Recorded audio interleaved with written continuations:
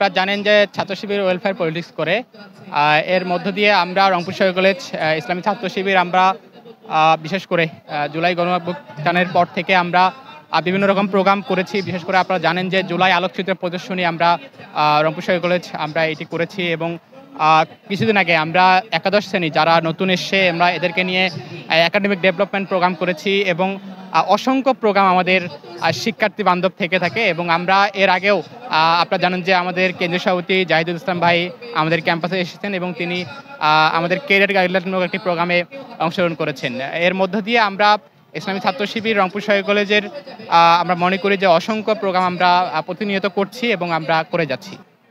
আমাদের নতুন শিক্ষার্থীদের প্রতি পরামর্শ থাকবে, তারা যেহেতু গ্রাম অঞ্চল থেকে তারা এসছে বিভিন্ন জায়গা থেকে, আমরা চাই যে তারা যেন তাদের বন্ধু নির্বাচনের ক্ষেত্রে সঠিক বন্ধু নির্বাচন করে এবং তারা যেন সুন্দর এবং সত্য এবং তারা যেন একটি বিশেষ করে ভালো কাজের সাথে বেশি সম্পৃক্ত থাকে এবং তার সাথে তাদের যে academic development programme academic develop দরকার এবং হচ্ছে তাদের যে একাডেমিক্যালি যে আরও এক্সিলেন্সি বাড়ানো দরকার সেটি যেন তারা সেই জায়গাও যেন তারা আমরা মনে করি যে তারা যেন সেখানে এবং বেশি ভালো করে আর কি।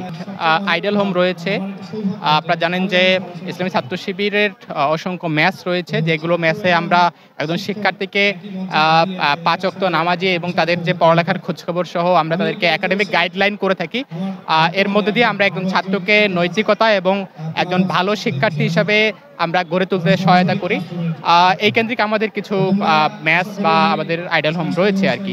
আর্থিক সংকটের জন্য আমরা ইসলামী ছাত্র শিবিরের পক্ষ থেকে আমাদের বৃত্তি চালু থাকে, বিভিন্ন সময় মেধাবৃত্তি আমরা দিয়ে থাকি, আমরা অদম্য মেধাবৃত্তি দিয়ে থাকি এবং আমরা স্পেশালি ইসলামী ছাত্র শিবিরের পক্ষ থেকে যদি কোনো শিক্ষার্থীর বাস্তবিক কোনো সমস্যা থাকে তাহলে আমরা আমাদের যে ছাত্র কল্যাণ বিভাগ আছে আমরা ছাত্র কল্যাণ বিভাগের মাধ্যমে সেটি সমাধান করে থাকি।